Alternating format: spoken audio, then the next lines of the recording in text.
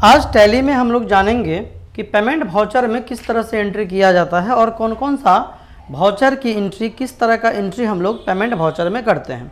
तो सबसे पहले जो कुछ कॉमन चीज़ रहेगा कि आपको कंपनी बनाना है। जैसा कि देखिए हम कंपनी अभी यहाँ पे बना चुके हैं, ठीक है। ये कंपनी हमने KIIT 8 AM के नाम से बनाए हुए हैं हम। कंपनी बनाना आपको एकदम कॉमन रहेगा और ये डेट 1/4/23 से 31/3/24 ये डेट आपके पास एकदम होना ही होना चाहिए। अगर ये डेट आपका गड़बड़ हो गया तो एंट्री आपकी बनेगी नहीं। और कंपनी बनाते समय भी 1/4/23 आपको रखना है, ठीक। हम लोग क्या सीख रहे हैं, अकाउंटिंग वाउचर। तो अकाउंटिंग वाउचर के अंदर हम जैसे ही जाएंगे तो हमको आज एंट्री करना है पेमेंट वाउचर के अंदर। और पेमेंट वाउचर का जो शॉर्टकट होता है वो होता है F5।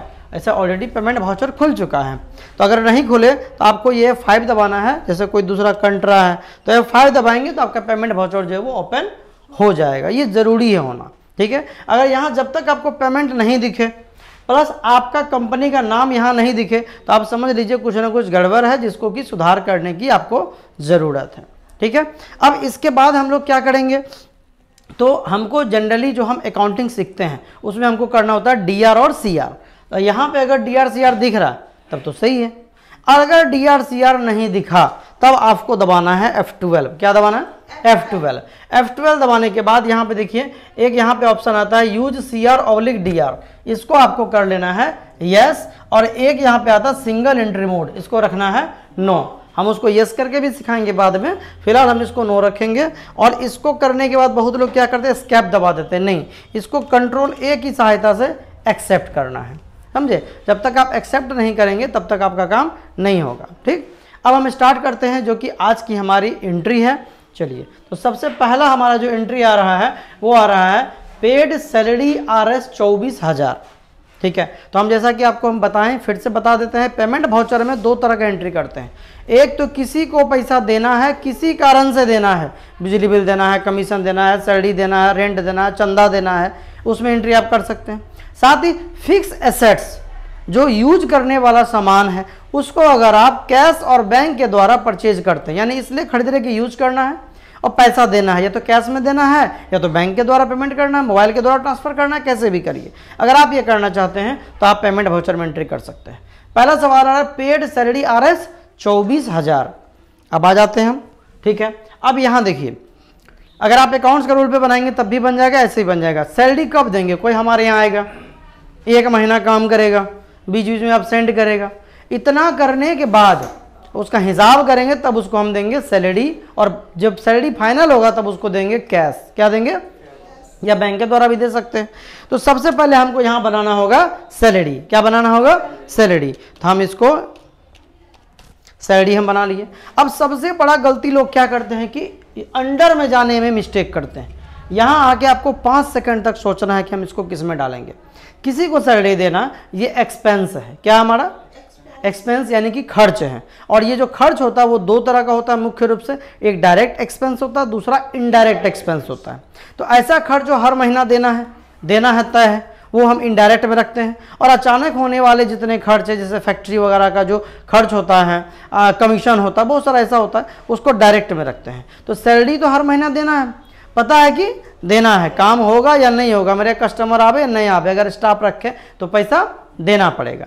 तो यहाँ पे हम इसको रखेंगे इनडायरेक्ट एक्सपेंस के अंदर। किसके अंदर रखेंगे, ये रहा इनडायरेक्ट एक्सपेंस। क्यों रखेंगे, समझ में आया ना समझ में, क्योंकि हर महीना देना है, पता है कि देना ही पड़ेगा। तो इनडायरेक्ट एक्सपेंस, इसको गलती नहीं करिएगा कोई भी, ठीक।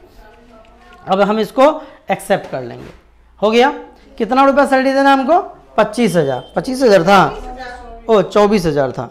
तो हम यहाँ गए और यहाँ पे देखिए 24,000 रुपये हम सैलरी दे दिए। उसके बाद जब हम सैलरी दिए तो वो डेबिट हुआ। तो जिसके द्वारा सैलरी देंगे वो क्रेडिट होगा। और देने का तो दो ही तरीका, या तो कैश या तो बैंक।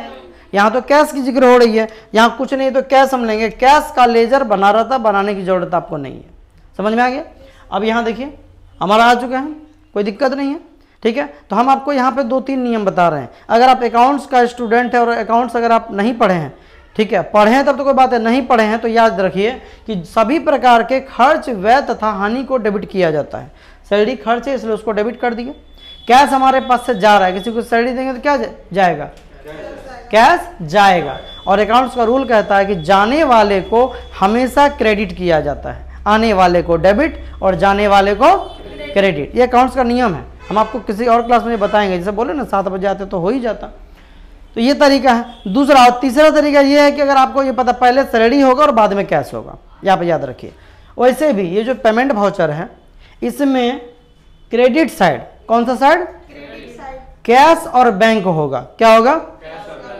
क्रेडिट साइड कैश और बैंक, बाकी सब डेबिट। ये भी तरीका है, आप जैसे याद रखें। इसमें सीआर में कैश और बैंक होगा और बाकी सब डेबिट ही होगा। बात समझ में आ गया?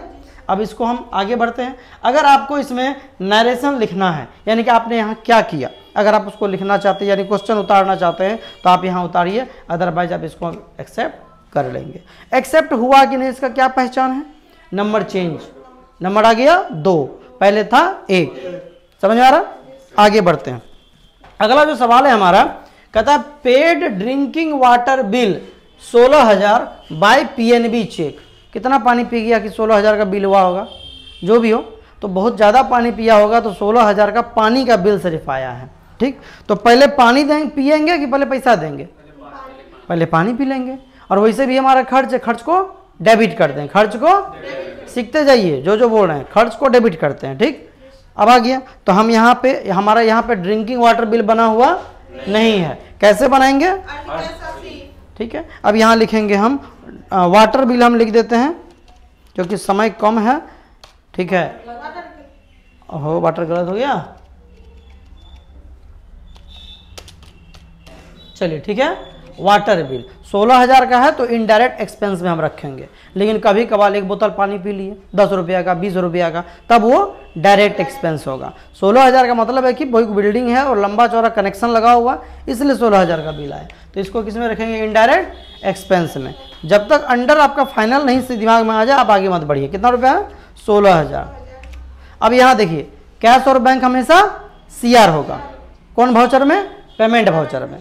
अब यहाँ देखिए सीआर आ गया। अच्छा, अगर यहाँ सीआर नहीं आता तो क्या करते?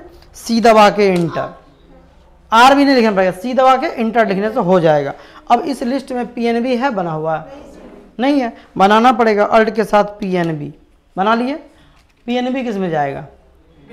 Bank account. अभी अभी सीखे आप लोग, सब लोग। ठीक है, तो ये देखिए पीएनबी गया बैंक अकाउंट के अंदर और यहाँ पे हम इसको इंटर दबाते हुए आगे एक्सेप्ट कर लेंगे। आ गया? कोई कन्फ्यूजन, कहीं कोई दिक्कत नहीं है? एक्सेप्ट कर लें। अगर आपको मन है तो ये सब आप भर सकते हैं, चेक नंबर वगैरह नरेशन लिखिए, नहीं तो एक्सेप्ट करते हैं। हो गया। तीसरे नंबर सवाल की तरफ बढ़ते हैं। Paid commission 40,000 by cash 40%, by cash 40% और बाय एसबीआई चेक 60%। ठीक है, तो सबसे पहले कोई आदमी काम करेगा, उसका कमीशन बनेगा तब ना हम उसको पैसा देंगे। तो हम यहाँ चले जाते हैं और यहाँ पे हम अल्ट सी दबा के क्या बनाएंगे? कमीशन किस में जाएगा? Direct expense. क्योंकि कमीशन किसका बनेगा, कब बनेगा, कितना बनेगा, ये कोई नहीं जानता है। तो हम इसको रखेंगे डायरेक्ट एक्सपेंस के अंदर। और ये देखिए हमारा डायरेक्ट एक्सपेंस आ गया। इनडायरेक्ट एक्सपेंस, हाँ भाग्य नहीं है क्या? इनडायरेक्ट एक्सपेंस इसमें नहीं है, लगता है वो डिलीट हो गया है। तो हम यहाँ पे बना लेते हैं डायरेक्ट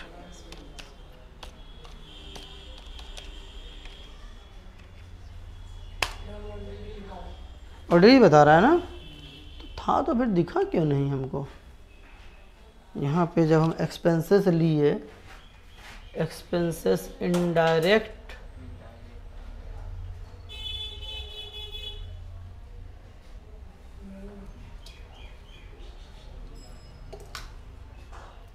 झमेले हो गया ये तो।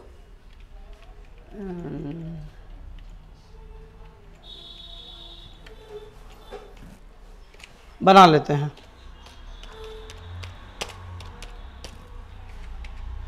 देखिए इसको बनाने के लिए आप लोग को हम बता देंगे किसी और में, फिलहाल हम यहाँ बना रहे हैं।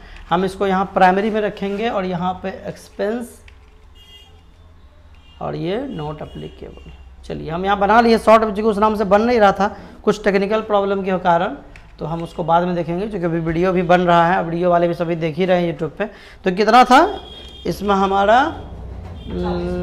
40,000, तो हम यहाँ पे 40,000 डाल दिए। और यहाँ पे जो हम पेमेंट कर रहे हैं वो किसके द्वारा कर रहे हैं? कैश 40% है। कैश कितना है? 40%। तो ये कैश ले लेंगे और यहाँ 40% डालना है। तो 40,000 का 40% होता है 16,000। अगर आपको आता है तो ठीक है, नहीं तो टैली में आप डायरेक्ट निकाल सकते हैं। यहाँ पे अल्ट के साथ सी दबाएंगे, कैलकुलेटर सेक्शन आपका ऑन हो जाएगा। यहाँ डालेंगे 40,000 गुना 40 भागा 100, इंटर दबा दिए, है ना। और उसके बाद और कैसे पेमेंट हो रहा है? 60% SBI चेक के द्वारा हो रहा है। किसके द्वारा हो रहा है? 60% SBI चेक के द्वारा हो रहा है। तो हम यहाँ गए और यहाँ पे SBI बना हुआ नहीं है, तो हम यहाँ SBI बना लेंगे, SBI, और SBI जाएगा किसमें? बैंक अकाउंट के अंदर। आ गया 60%, अपने आप वो ले लिया, उसको आपको करने की ज़रूरत नहीं पड़ेगी। यहाँ तक कोई कन्फ्यूजन? एक्सेप्ट कर लें हम। चलिए नेक्स्ट आपका क्वेश्चन आ रहा है कि paid house rent 18,000 by cash 10,000 by SBI cheque 8,000।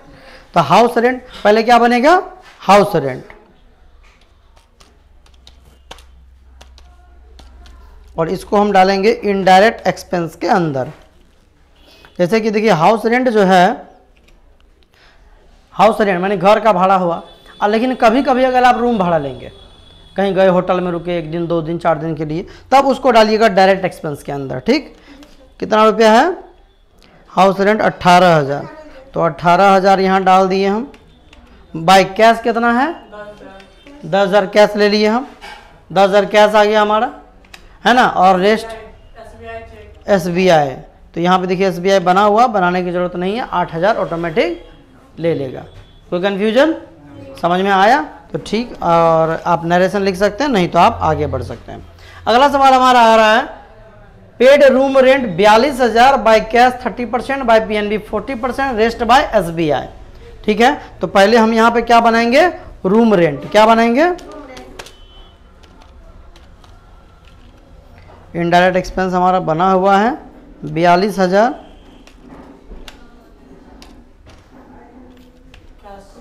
Cash कितना है? 30% है। तो यहाँ पे हम क्या करेंगे? अल्ट के साथ सी दबाएंगे, कैलकुलेटर हमारा ऑन हो गया। अब यहाँ लिखेंगे 42,000 गुना 30 भागा 100। हाँ, उसके बाद कैसे है? PNB के द्वारा। तो यहाँ पे हम PNB हमारा बना हुआ, बनाने की ज़रूरत नहीं है। PNB के द्वारा कितना % है? फिर यहाँ अल्ट सी करेंगे 42,000 गुना 40 भागा 100, और रेस्ट बाय SBI। तो यहाँ SBI हम यहाँ पे सेलेक्ट करेंगे और ये पूरा एंट्री हमारा बन गया। कहीं कोई दिक्कत? नेक्स्ट क्वेश्चन की तरफ आते हैं हम लोग। ये हो गया 6 number, purchase motorcycle 65,000 by cash for personal use. जैसा कि अभी हम बताएं आप लोग को कि पर्सनल यूज के लिए जब कोई सामान खरीदते हैं तो उसको हम फिक्स एसेट्स के अंदर एंट्री करते हैं। ठीक, तो पहले मोटरसाइकिल लेंगे, फिर बाद में पैसा देंगे, बाद में तो तुरंत दे देंगे। तो हम यहाँ बनाएंगे मोटरसाइकिल नहीं बना के हम शॉर्ट में बना रहे बाइक। क्या बनाए? बाइक। और ये जाएगा किसके अंदर? फिक्स एसेट्स के अंदर। किसके अंदर? हमारी संपत्ति है ये। ठीक है, तो संपत्ति 2 प्रकार का होता है, रखने वाला संपत्ति फिक्स एसेट्स और बेचने वाला संपत्ति करंट एसेट्स। ठीक, और ये आप लोगों को लिखा भी चुके हैं, बता भी चुके हैं। तो यहाँ पे हम फिक्स एसेट्स ले लिए हैं। कुछ भी आप अपने यूज के लिए लेंगे ना तो वो फिक्स एसेट्स में जाएगा। 65,000 डाल दिए हैं, और बाय कैसे है? कैश, कैश में ही है ना। Motorcycle 65,000 by cash for personal use. समझ में आ गया? कोई दिक्कत नहीं है, एक्सेप्ट कर लेते हैं। नेक्स्ट सवाल है आपका आता है, purchase washing machine 32,000 by SBI cheque for personal use. यानी एक वॉशिंग मशीन खरीद रहे हैं हम 32,000 का अपने यूज के लिए। तो दुकान में गए, वॉशिंग मशीन देखे, पहले वॉशिंग मशीन आएगा।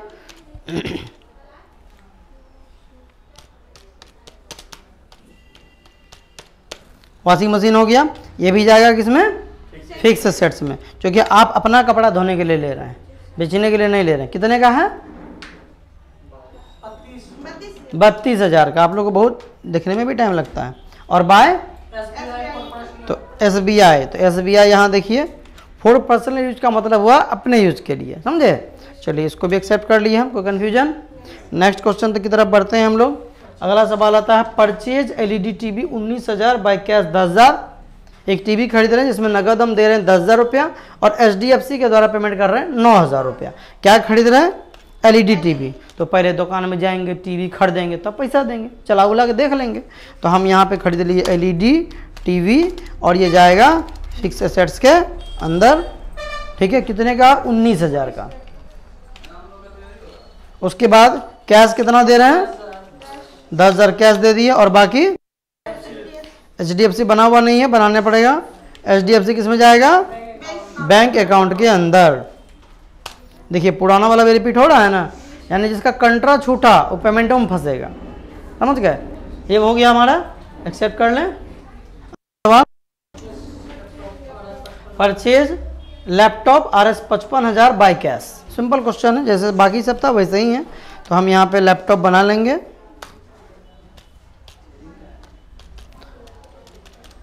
लैपटॉप किस में जाएगा? फिक्स एसेट्स में 55,000 और बाय, समझ में आ गया। चलिए फटाफट आप लोग आंसर लिखिए। और आप लोग अगर वीडियो अब तक देख रहे हैं, अच्छा लगा तो लाइक करिए और शेयर कर दीजिए तो बढ़िया रहेगा, और सब्सक्राइब कर लीजिएगा। ऐसा ही आगे का भी आपको वीडियो फिर मिलता रहेगा। नेक्स्ट जो हमारा वीडियो होगा वो रिसिप्ट वाउचर के ऊपर बनेगा, ठीक है। चलिए आप लोग फटाफट इसका आंसर लिख लीजिए कि कितना आएगा। सबसे पहले हम बैलेंस शीट देखेंगे। तो बैलेंस शीट हमारा आ रहा 3,11,000। लिखिए जल्दी जल्दी। बैलेंस शीट कितना आया? 3,11,000। स्टॉक तो कुछ है नहीं हमारे पास। DAC प्रॉफिट एंड लॉस देख लीजिए एक बार।